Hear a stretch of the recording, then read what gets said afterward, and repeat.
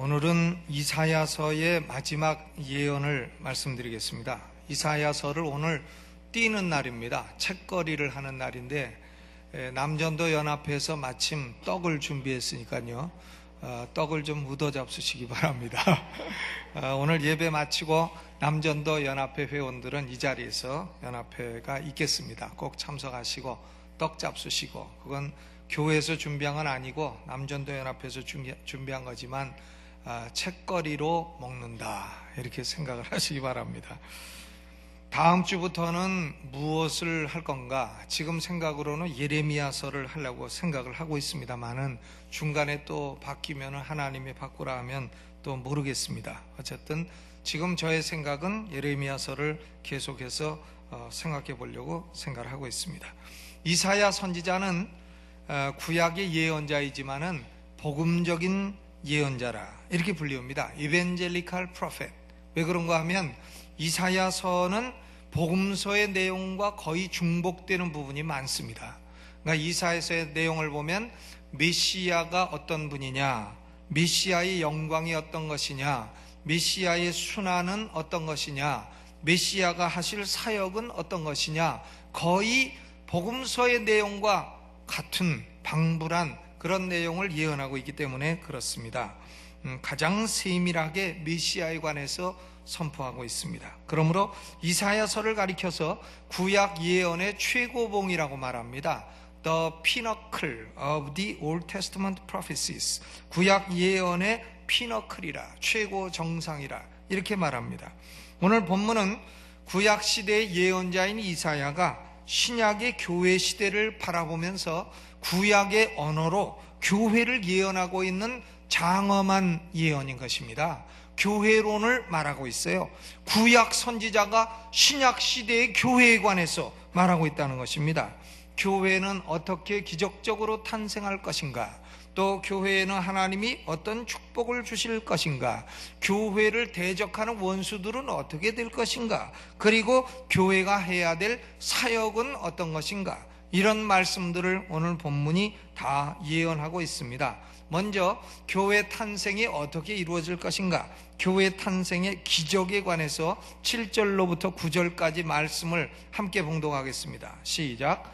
시온은 구로하기 전에 생산하며 고통을 당하기 전에 남자를 낳았으니 이러한 일을 들은 자가 누구이며 이러한 일을 본 자가 누구이뇨? 나라가 어찌 하루에 생기겠으며 민족이 어찌 순식간에 나겠느냐? 그러나 시온은 구로하는 즉시에 그 자민을 순산하였도다. 여호와께서 가라사대 내가 임산케 하였은즉 해산케 아니하겠느냐? 네 하나님이 가라사대 나는 해산케 하는 자인즉 어찌 태를 닫겠느냐 하시니라. 아멘. 구로라고 하는 말은 그 의미가 어렵습니다. 구로, 영등포구 구로동 해서 구로를 알긴 압니다만은, 구로라고 하는 것은 여자가 애를 낳을 때에 그 해산의 고통을 가리켜 구로라고 합니다. 그런데 시온, 즉 예루살렘, 육체로서의 이스라엘이 남자를 낳는데 남자를 낳는 그것이 구로함도 없이 낳는다는 거예요. 뭐 좀 고통도 없이 남자를 갑자기 낳았다 하는 겁니다. 요한계시록 12장 5절을 보면 여자가 아들을 낳으니 이는 장차 철장으로 만국을 다스릴 남자라. 철장으로 만국을 다스릴 남자는 바로 그리스도 예수를 가리키는 것입니다. 그러니까 시온이 구로함도 없이 낳는 남자가 누구냐? 그리스도 예수님이라 하는 거죠. 예수님의 탄생과, 그런데 이 남자로 말미암아 참 놀라운 일은 뭔가 하면 하루에 나라가 생겨났다, 하루에 민족이 생겨났다. 한 나라가 생겨나려면 사람이 낳고 해서 인구가 늘어나야 나라가 되는 건데, 한 남자가 하루아침에 나라와 민족을 이루었다. 세상에 이런 일이 어찌 있을 수 있느냐? 이사야 선지자가 보니까 참으로 놀라운 일이라는 겁니다. 이것은 뭘 가리킵니까? 사도행전 2장에 예수 그리스도로 말미암아 성령이 오시고, 성령이 오심으로 말미암아 사도 베드로가 설교 한 편을 했는데 3,000명이 회심하고 예수를 믿었다. 그게 바로 하루아침에 나라가 생겨난 겁니다. 베드로전서 2장 9절 말씀을 보면 사도 베드로는 교회를 가리켜 거룩한 나라, 그냥 보통 나라가 아니라 A holy nation, 거룩한 나라라고 말을 했습니다. 오직 너희는 택하신 족속이요 왕같은 제사장들이요 거룩한 나라요 그의 소유된 백성이라. 그러니까 하루에 나라가 생겨났다. 한 남자로 말미암아 하루에 거룩한 나라가 탄생을 했다.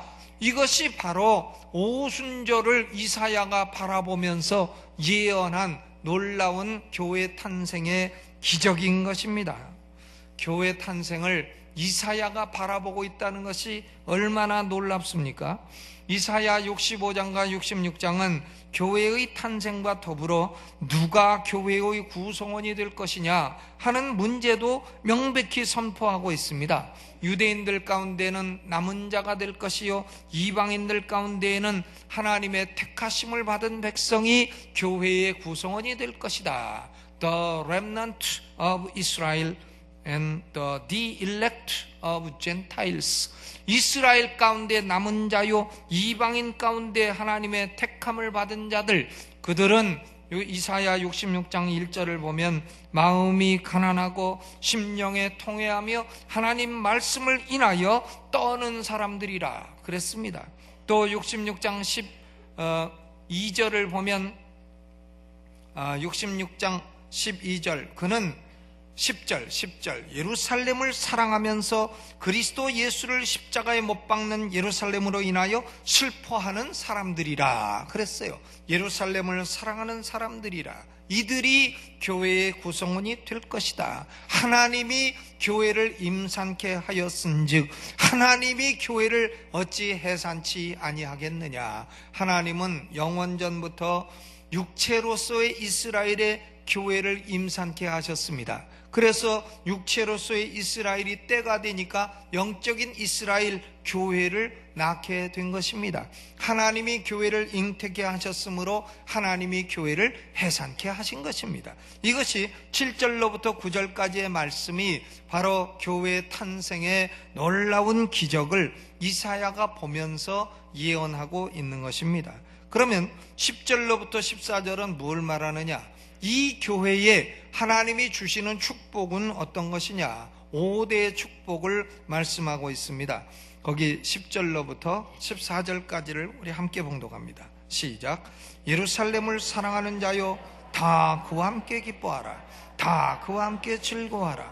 그를 위하여 슬퍼하는 자여 다 그의 기쁨을 인하여 그와 함께 기뻐하라. 너희가 젖을 빠는 것 같이 그 위로하는 품에서 만족하겠고 젖을 넉넉히 빤 것 같이 그 영광의 풍성함을 인하여 즐거워하리라. 여호와께서 이같이 말씀하시되 보라, 내가 그에게 평강을 강같이 그에게 열방의 영광을 넘치는 시내같이 주리니 너희가 그 젖을 빨 것이며 너희가 옆에 안기며 그 무릎에서 놀 것이라. 어미가 자식을 위로함같이 내가 너희를 위로할 것인즉 너희가 예루살렘에서 위로를 받으리니 너희가 이를 보고 마음이 기뻐서 너희 뼈가 연한 풀의 무성함 같으리라. 여호와의 손은 그 종들에게 나타나겠고 그의 진노는 그 원수에게 더하리라. 아멘. 여기 10절로 14절까지의 말씀을 보면 교회에 주시는 5가지 축복을 5가지 아름다운 단어로 묘사하고 있습니다. 첫째는 기쁨입니다. joy.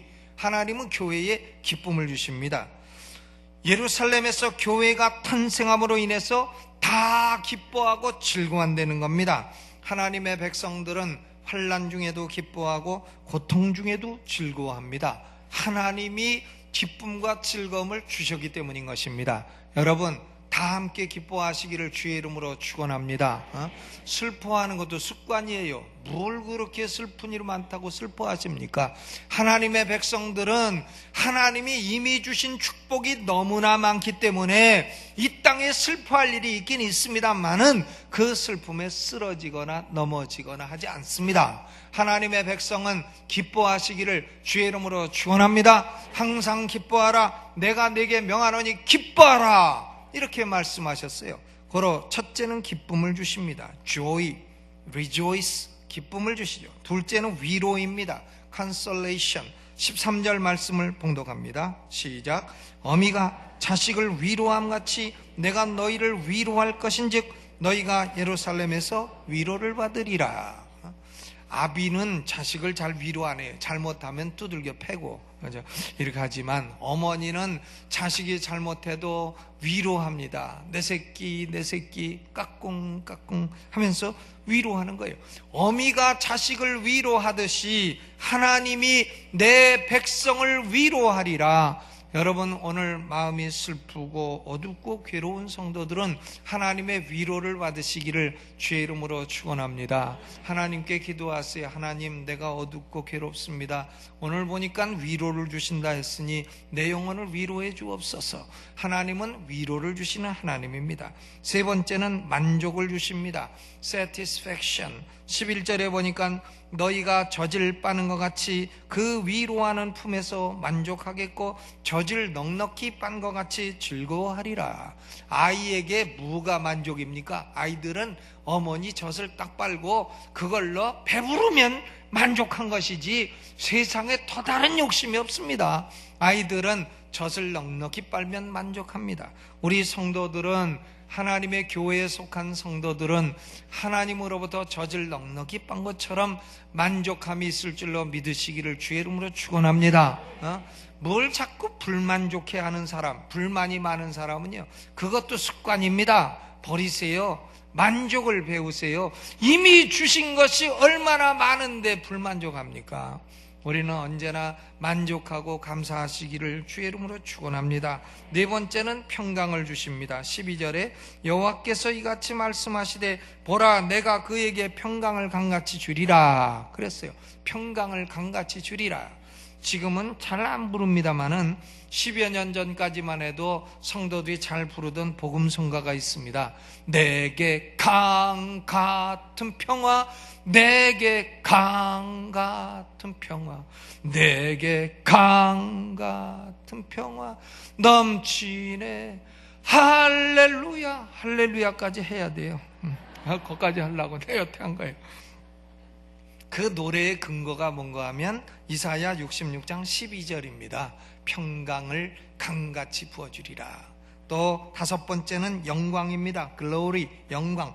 11절 후반에 그 영광의 풍성함을 인하여 즐거워하리라. 12절 중반에 그에게 열방의 영광을 넘치는 시내같이 주리라. Abundance of glory, 영광의 풍성함, 열방의 영광, the glory of the nations, 이런 영광을 넘치도록 주리라. 하나님은 하나님의 교회예요. 다섯 가지 복을 주십니다. 기쁨과 위로와 만족과 평강과 영광입니다. 이 다섯 가지가 여러분 것입니다. 내 것이다 하고 누리시기를 주의 이름으로 축원합니다. 하나님이 왜 교회에 이와 같은 큰 축복을 주시느냐? 교회는 삼위일체 하나님의 관점으로 볼 때에 아버지 하나님의 집이요 예수 그리스도의 몸이요 성령의 전이기 때문에 그렇습니다. The house of Father, the body of the Son, the temple of the Holy Spirit. 아버지의 집이요 예수 그리스도의 몸이요 성령의 전이기 때문에 하나님이 이런 축복을 아낌없이 무제한으로 부어주시는 것입니다.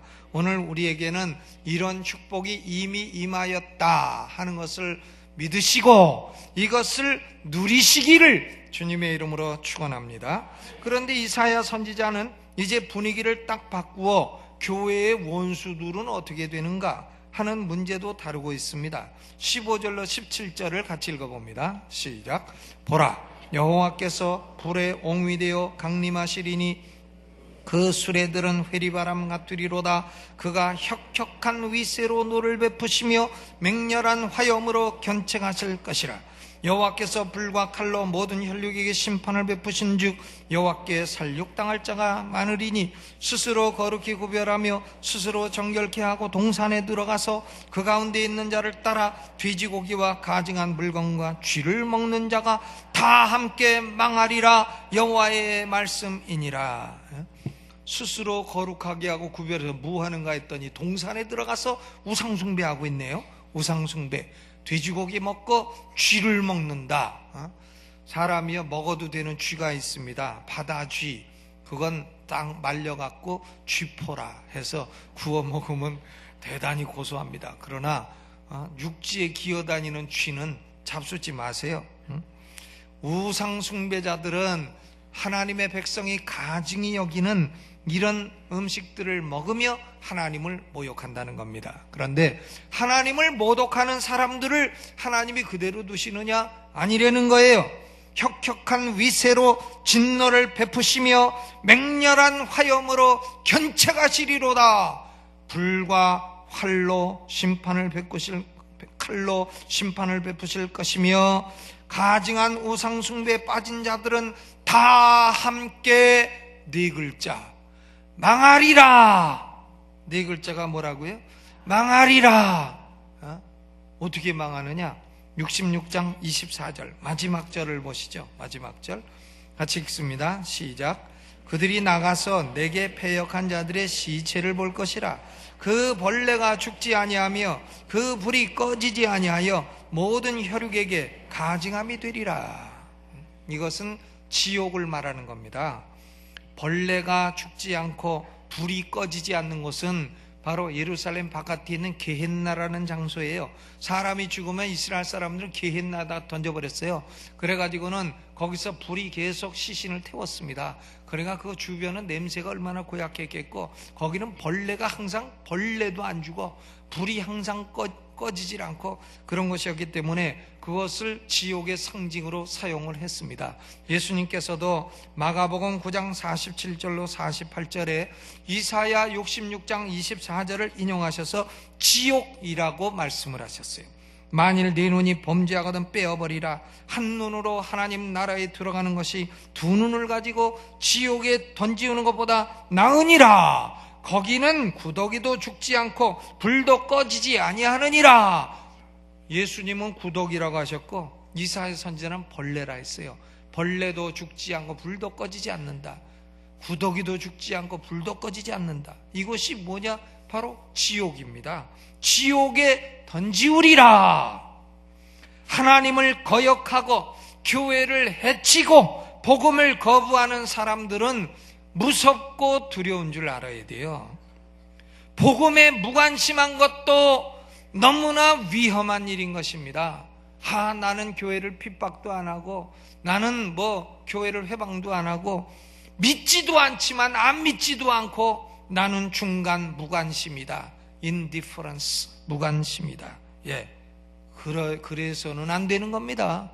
하나님께서 믿지 않는 자를 지옥에 던지시겠다. 죄가 홀이라도 있는 자는 지옥에 빠지리라. 죄가 있는 자는 예수를 믿어 죄사함을 받으라 말씀하시는데도 난 모르겠습니다. 난 무관심합니다. 이렇게 말하는 사람은 하나님을 업수히 여기는 사람입니다. 예수님은 천국에 대해서 많은 말씀하셨지만 지옥에 대해서는 2배나 더 많이 말씀하셨어요. 지옥은 한 번 들어가면 영원히 나올 수 없는 곳입니다. 어떤 분은 그래요. 자기가 지옥 갔다 왔다고요. 그런 건 다 거짓말이에요. 지옥은 한 번 들어가면 못 나오는 곳입니다. 지옥 관광이 안 되는 곳이에요. 거기가요. 지옥은 한 번 들어가면 영원히 못 나오는 곳이에요. 지옥을 보고 왔다는 얘기는 믿을 거 없어요. 지옥은 성경에 있는 거 성경대로 믿으면 되는 겁니다. 지옥은 자살도 안 되는 곳이에요. 구더기도 죽지 않아요. 구더기가 괴로워서 자살해야지 하는데 자살이 안 됩니다. 왜? 팔이 없어갖고 칼이 있어야 죽지. 구더기가 자살이 안 돼요. 구더기도 자살이 안 되는데 더구나 하나님을 거역한 인간에게 자살이라고 하는 자비도 주어지지 않는 것이 지옥인 것입니다. 지옥은 두 눈을 뽑고 두 손을 찢고 두 다리를 자르는 것보다도 더욱더 고통스러운 곳이다. 그렇게 자르더라도 지옥 안 가는 게 더 낫다고 예수님이 말씀하신 것입니다. 여러분, 지옥을 업수히 여기지 마시고요, 없다고 생각하지도 마시고요. 지옥은 real place, 진실로 존재하는 장소인 것입니다. real place for real people. 진짜 인간들을 위해서 진짜로 하나님이 마련하신 진짜 장소라 그 말이에요. 상징화하지 마시기를 바랍니다. 하나님의 원수들은 지금 아무리 번창하고 위세를 부리더라도 그 결국은 다 함께 네 글자 망하리라 하는 것입니다. 고로 왜 이 하나님의 진노에 빠지려 합니까? 신약 성경은 진노를 피하라는 겁니다. 하나님의 진노를 피하라는 거예요. 어디로 피합니까? 피난처는 어디입니까? 예수 그리스도입니다. 예수를 믿는 자만이 지옥에서 벗어나와 지옥에 들어가지 아니하고 천국 갈 줄로 믿으세요. 예수만이 피난처요, 예수만이 구원자요, 예수만이 구원의 산성인 줄로 믿으시기를 주의 이름으로 축원합니다. 그러면 다른 이름은 어떻게 되냐? 다른 이름은 지옥에서 벗어날 수 없어요. 다른 종교를 비판하십니까? 아니요, 비판 안 해요. 단지 다른 종교에는 종교는 그건 종교고요, 그 종교의 이름에는 지옥을 벗어날 능력이 없다는 것만 말씀드리는 거예요. 고로 다른 종교를 가지고 있으며 이 자리에 앉아서 제가 설교할 때 거짓말이야, 아니야 하고 속으로 생각하는 분들은 바꾸세요. 제 말을 믿으세요. 믿어요. 제 말이 아닙니다. 하나님 말씀이기 때문에 그렇습니다. 예수만이 지옥으로부터의 구원자여 피난처이신 줄로 믿으시기를 주의 이름으로 축원합니다. 하나님의 원수들, 교회의 원수들은 지옥에서 영영토록 빠져나오지 못하고 자살도 안 되고 고통을 받을 것입니다. 그러면 이사야 선지자는 교회는 어떤 활동을 해야 되느냐, 교회의 사역은 뭐냐 하는 걸 두 가지로 또 말씀하고 있습니다. 첫째는 교회가 가장 중요한 사역으로 여겨야 될 것은 예배입니다. 예배, 월십, 예배예요. 교회는 뭐 하는 것이냐? 예배하는 것이라. 이사야 66장 22절로 23절 같이 읽어봅니다. 22절, 23절 시작. 나 여호와가 말하노라. 나의 지을 새하늘과 새 땅에 내 앞에 항상 있을 것 같이 너희 자손과 너희 이름이 항상 있으리라. 여호와가 말하노라. 매 월삭과 매 안식일의 모든 혈육이 이르러 내 앞에 경배하리라. 영생을 얻은 모든 사람들은, 영생을 얻은 모든 영원히 하나님 앞에 있는 모든 사람들은 하나님을 뭐 할 것이라? 경배할 것이라. 경배가 예배죠. 참된 이스라엘은 언제나 예배하는 백성들이었습니다. 족장들이 왜 돌단을 쌓았느냐? 예배하기 위해서였습니다. 광야에서 왜 성막을 지었느냐? 예배하기 위해서입니다. 솔로몬이 왜 성전을 지었느냐? 예배하기 위해서입니다. 시편 99편 9절에 너희는 여호와 우리 하나님을 높이고 그 성산에서 경배할지어다. 예배하라는 거죠. 요한복음 4장 23절로 24절에도 예수님은 사마리아 여인에게 예배의 중요성을 말씀하셨습니다. 아버지께 참으로 예배하는 자들은 신령과 진정으로 예배할 때가 오나니 곧 이때라. 아버지께서는 이렇게 자기에게 예배하는 자들을 찾으시느니라. 누굴 찾으신다고요? 예배하는 자들을 찾으시느니라. 하나님은 영이시니 예배하는 자가 신령과 진정으로 예배할지니라. 여러분, 교회는 예배하는 곳입니다. 교회는 왜 오느냐? 예배하려고 오는 거예요. 교회가 제일 중요시 여길 건 뭐냐? 예배입니다. 예배에서 찬양하는 일, 예배에서 기도하는 일, 예배에서 하나님께 헌신하는 일, 이것이 가장 중요한 거예요. 예배를 중요시 여기는 인생은 형통합니다. 그러나 예배를 소홀히 여기는 사람은 형통치 못합니다. 여러분, 주일 되면은 골프 치러 갈래, 예배 드리러 갈래 하면 어딜 가겠습니까? 우선순위가요, 무조건 고민할 것도 없이 예배가 돼야 돼요. 골프도 치세요. 그러나 주중에 치세요. 주중에. 주일날 하는 게 아니란 말이에요. 예배와 운동 가운데, 등산 가운데 어떤 게 먼저냐? 예배가 먼저입니다. 나는 오늘 결혼식이 있는데 결혼식과 예배 가운데 뭐가 먼저냐? 예배가 먼저입니다. 장례식이 있는데 뭐가 먼저냐? 예배가 먼저입니다.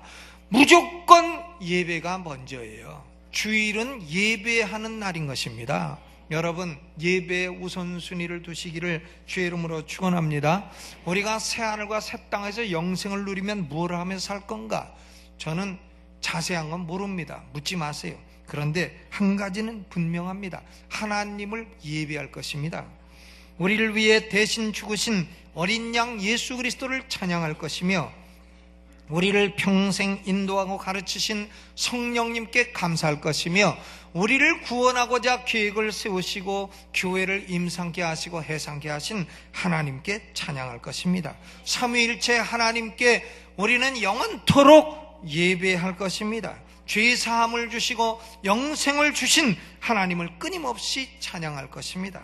새하늘과 새 땅에서의 예배는 참으로 놀라울 것입니다. 왜냐하면 수없이 많은 사람들이 셀 수 없는 무리가 함께 찬양하고 함께 노래 부르고 함께 기도하고 할 것이기 때문에 그렇습니다. 요한계시록 7장 9절로 10절까지 말씀해 보면, 이 일 후에 내가 보니 각 나라와 족속과 방언에서 아무라도 능히 셀 수 없는 큰 무리가 흰옷을 입고 손에 종려 가지를 들고 보좌 앞과 어린 양 앞에 서서 큰 소리로 외쳐 가로되 구원하심이 보좌에 앉으신 우리 하나님과 어린 양에게 있도다 하며 하나님을 경배한다 했습니다. 그 무리가 어마어마하다는 거죠. 여러분, 예배는요, 몇 사람이 그냥 드리는 것보다 이렇게 자리를 꽉 채우고 예배드리는 게 좋습니다. 예배당은 차야 마십니다. 또 그런 비슷한 말도 있는데 제가 그건 안 할랍니다. 무는 차야 마시다 하는 맛도 있는데, 예배당은 차야 마십니다. 아이고, 왜 자꾸 예배당 채우라 하느냐? 채워야 됩니다. 내 전을 채우라! 하나님의 명령이 아닙니까? 나가서 길에 가서 누구든지 데리고 오라는 거예요. 1+3. 여러분, 3명 올해는 꼭 결심하고 전도하시기를 주의 이름으로 축원합니다. 빈자리를 남겨두지 마시고 윗자리도 남겨두지 마시고 막 채워 예배드려야 됩니다. 예배 인원은 많을수록 좋은 것입니다. 새하늘과 새 땅에서 예배는 어마어마한 무리가 예배할 것입니다. 거기서 우리는 사도 바울도 볼 것이며 사도 베드로도 볼 것이고 루터 선생, 칼빈 선생도 만날 것이며 또 침례교회 선교의 아버지인 윌리엄 캐리도 만날 것이고 제가 존경하는 스펄전 목사님도 뵐 것이며 먼저 가신 가족들도 만날 것이고 그리고 먼저 떠난 성도들도 다 만나게 될 것입니다. 얼마나 광대한 장면입니까? 우리는 이 세상에서 예배를 훈련받고 있는 겁니다. 지금 우리는 이 세상에서 뭘 하느냐? 새하늘과 새 땅에서 영원토록 예배할 것을 지금 훈련하고 있는 거예요. 예배는 짐이 아닙니다. 하나님의 백성들에게 예배는 짐이 아닙니다. 부담이 아닙니다. 예배는 즐거움인 것입니다. 교회는 예배가 가장 중요한 사역이에요. 성도들에게 가장 중요한 것은 예배입니다. 예배 드릴 때 자세도 중요해요. 예배 드리러 나오는데요, 쓰레빠 신고 나오지 마세요. 그리고 아무 옷이나 입고 오지 마세요. 헌금도요, 이렇게 주머니에서 뒤져갖고 제일 꾸기꾸기한 돈으로 헌금하지 마세요. 같은 돈이면 딱 바닥바닥한 새 돈으로 더러운 게 있으면 다림질을 탁 해갖고 그래갖고 헌금을 하시란 말이에요. 하나님을 그렇게 접대해야지. 하나님께 예배하는 게 그렇게 중요한 거예요. 그거 누굴 위해 그렇게 하느냐? 하나님께 예배에 성공하면 자신이 형통한 것이에요. 하나님은 예배하는 자를 찾으시고 축복하시는 줄로 믿으시기를 주님의 이름으로 축원합니다. 예배할 때에 졸지 마요. 토요일 밤에 그냥 연속극 밤새 보고 졸지 마시라고요. 토요일은 좀 일찍 주무시고 몸과 마음이 건강한 모습으로 나와서 예배드리시고, 예배드릴 때에 삐딱한 자세로요 드리지 마시고요, 하나님께 예배하는 겁니다. 저한테 하는 게 아니에요. 예배는 교회 사역의 최고 우선순위입니다. 두 번째로 이사야 선지자는 교회의 두 번째 중요한 활동은 선교라 했습니다. 미션, 선교입니다. 복음을 세계 만방에 전하는 것입니다. 19절 20절을 같이 읽어보죠. 시작. 내가 그들 중에 징조를 세워서 그들 중 도피한 자를 열방 곧 다시스와 뿔과 활을 당기는 룻과 및 두발과 야완과 또 나의 명성을 듣지도 못하고 나의 영광을 보지도 못한 먼 섬들로 보내리니 그들이 나의 영광을 열방에 선포하리라. 나 여호와가 말하노라. 이스라엘 자손이 예물을 깨끗한 그릇에 담아 여호와의 집에 드림같이 그들이 너희 모든 형제를 열방에서 나의 성산 예루살렘으로 말과 수레와 교자와 노새와 약대 태우다가 여호와께 예물로 드릴 것이라. 이방인들에게 복음이 전파되고 이방인들도 여호와 하나님께 헌신하여 예물을 드리게 될 것이다. 교회는 이런 일을 하게 될 것이다 하는 이사야의 예언인 것입니다. 사도 바울이 이 예언을 이룬 사도가 되었습니다. 하나님은 이방인 중에도 교회를 이끌어갈 지도자들을 세우시겠다 하셨어요. 21절에 나는 그들 중에 택하여 제사장과 레위인을 삼으리라. 여호와의 말이니라. 이방인들 중에 택하여 제사장과 레위인을 삼으리라. 이방인들 중에 목사와 지도자를 많이 일으키리라는 것입니다. 여러분, 우리의 자녀들 중에도요 목사가 나와야 되겠어요. 목사들은 사회에 하나님이 주신 선물이에요. 목사는 다 섬기는 자입니다. 목사는 성도를 섬기고, 그리고 성도의 문제가 있을 때 장례가 나면 치료드리고, 결혼식을 해드리고, 상담을 해드리고, 복음을 전하고, 성도를 섬기라고 하나님이 사회에 주신 선물이에요. 목사들은 나쁜 사람도 있습니다만은 저부터 시작해서, 그런데 그래도 목사들은 섬기려 하고, 그래도 목사들은 진리를 전파하려 하고 한 것입니다. 여러분 자녀 중에 목사로 헌신하는 자녀들이 나오시기를 주님의 이름으로 축원합니다. 나는 믿음 좋지만 내 자식은 그거 못 시켜, 그러지 마세요. 어떤 교수님이 그럽디다. 자식 목사 시키라 하니까 아니 그렇게 괴로운 걸 왜 시키느냐고. 아니죠. 목사는 겉으로 보면 괴롭지만요 속으로는 즐거운 게 목회입니다. 속으로 하나님 말씀을 읽고 연구하고 묵상할 때 기쁨은 아무도 모르는 거예요. 그 기쁨이 있으니까 하는 것이죠. 우리의 자녀들 중에 하나님이 택하여 세우신 레위인과 제사장이 많이 나오시기를 주의 이름으로 축원합니다.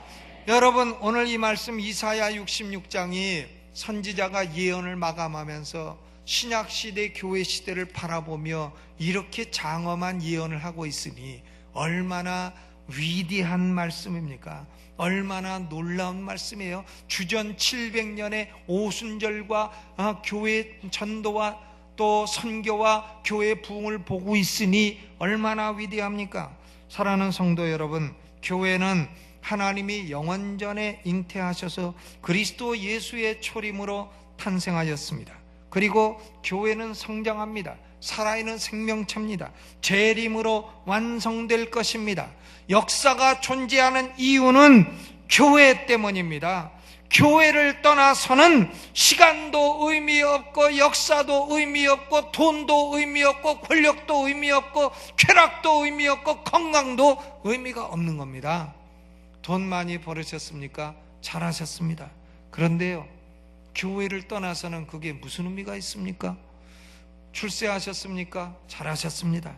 대통령이 되셨습니까? 잘하셨습니다. 저도 찍어드렸습니다.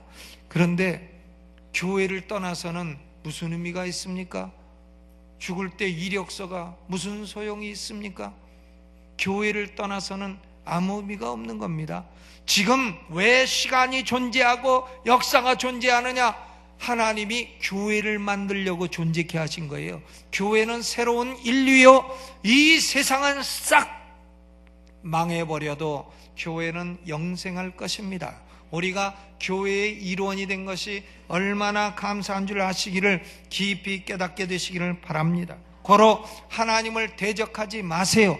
지옥을 우습게 여기지 마시고 지옥을 피하시는 구원의 이름 예수를 믿으시기 바랍니다. 그리고 교회를 사랑하세요. 와서 예배드리고 성도가 된다는 건 삐딱하게 앉아서 예배드리다가 목사가 무슨 얘기 하나 보자 하고 듣고 속으로 거짓말이야 아니야 비판하고 가는 게 예배가 아니란 말이에요.